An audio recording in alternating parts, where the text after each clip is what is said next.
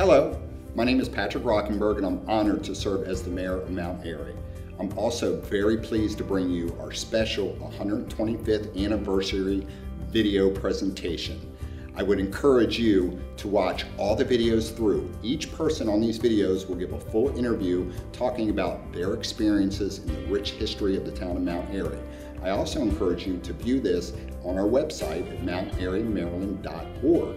Mount Airy is a quintessential small town, and I hope you will enjoy this special video prepared for our quasi-quincentennial celebration. And for all you people out there without 3 master's degrees, that's our 125th year anniversary.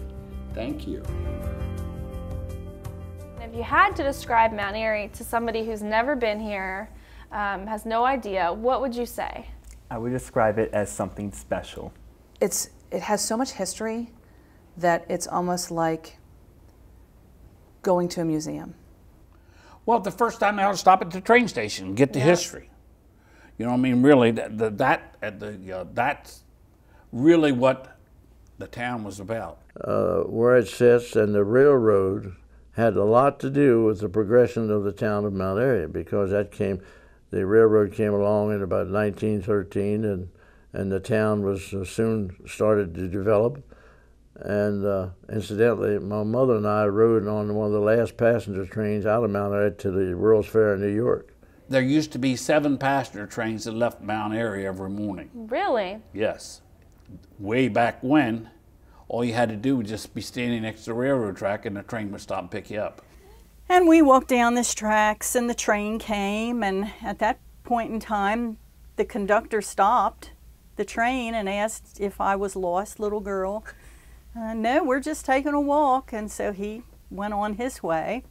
If you go walk on rails to trails, there's plenty of pictures on rails to trails. I mean, just really interesting, like, you know, the different molds, or I know molds. And I'm glad that rails to trails exist, because I think it's super important, but I think it's even more important for the youth than it is for just a normal adult. Creating and cultivating the nature in this town would allow for all of the youth to have a much more productive and, quite frankly, just more enjoyable time growing up. I was in the woods all the time, looking around, exploring, going in the creeks and the rivers, and this town is beautiful. The biggest thing was the carnival, and it happened, it's the last full week in July. It's always been then. Carnivals are absolutely wonderful. You had to go to the carnival. That was like, you had to go to the Lions Carnival, which usually rained. It usually rained on the week of the Lions Carnival, and then the Fireman's Carnival in July, and they had the parade. You would always go to the carnival. I remember early on, it was in Wildwood Park, and you would be in the Ferris wheel and go up, and you thought you were going to hit a tree, because there's a lot of tall trees up there. There are. It's just such an honor. I've had the opportunity to, the mayor always rides some dignitary in the back of his pickup truck during the Fireman's Carnival Parade. On Tuesday and Wednesday, the Ladies Auxiliary would go with the firemen. We'd go with fire trucks all around the countryside, picking up items for the carnival. Always had a fried chicken dinner for Thursday night at the carnival, and Thursday afternoon at 2 o'clock, there was a parade.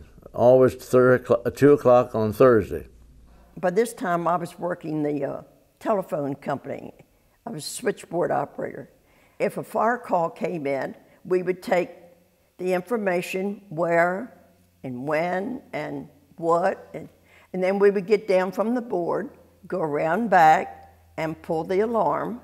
And it was like when you heard the siren, everybody basically stopped a lot, because a lot of the businesses in town and people in town were members, were the volunteers, and at that point it was a volunteer department, and it kind of like everything would stop until they would come back. And I remember the mill burning down. And so my friend, my neighbor Lisa Ham and I, we could sit on top of our swing set and we could watch the fire. And because we were, you know, safe distance, but it was a, you know, big event when the mill burnt down. And I can still remember going down and sitting on the front porch of a lady that I knew, and she had a daughter that was about my age, watching it burn from the top of the apartment over Butler's garage. Out here again was the middle of the night, and the thing was burnt to the ground. Do you remember the Friday night drawing? Yes. You would shop and get a coupon for what you spent, and it would go in this big drum, And that they would do the drum and everybody would fill the street. The roads were closed, and it was more of a social gathering, and everybody would see each other, and you hope you won. If you didn't, then you were okay. We would come up here on a Friday night for the drawing. Okay. For the grocery stores or whatever. Everybody would come in and you'd have your list of whatever, and they pull the name out. And it was a big draw. The town really got crowded on Friday nights for that. Because if you wasn't here, you didn't win. And I'd go over to Myers drugstore and sit there and have a cherry Coke the old-fashioned way, you know, where they pour in the syrup. The grenadine, oh, yeah. Oh, so good. The drugstore is where the museum is now. Okay. Doc Myers was, you know, he was a pharmacist for everybody, and he had 3, Sally, Polly, and Marianne. All 3 girls worked there. I remember all of them working there. They had a soda fountain. I'd always get tuna on white toast with lettuce, tomato, mayonnaise, and a vanilla milkshake. Sounds good. It was.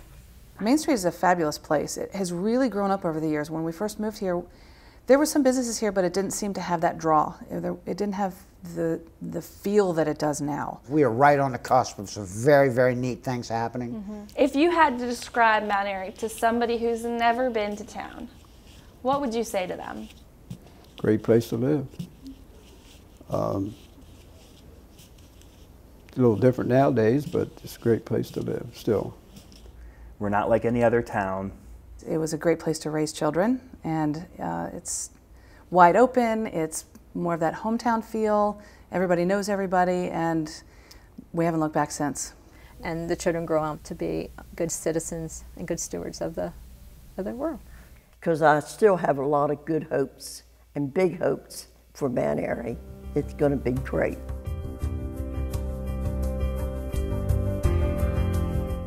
Thank you for joining us as we look back on Mount Airy's rich 125-year history. For more information about our town, please visit the Mount Airy Museum and Caboose Visitor Center, located at 1 North Main Street, open on Saturdays and Sundays. Also visit us at our website, spelled out, mountairymd.gov, where we'll have the latest information on community news and events.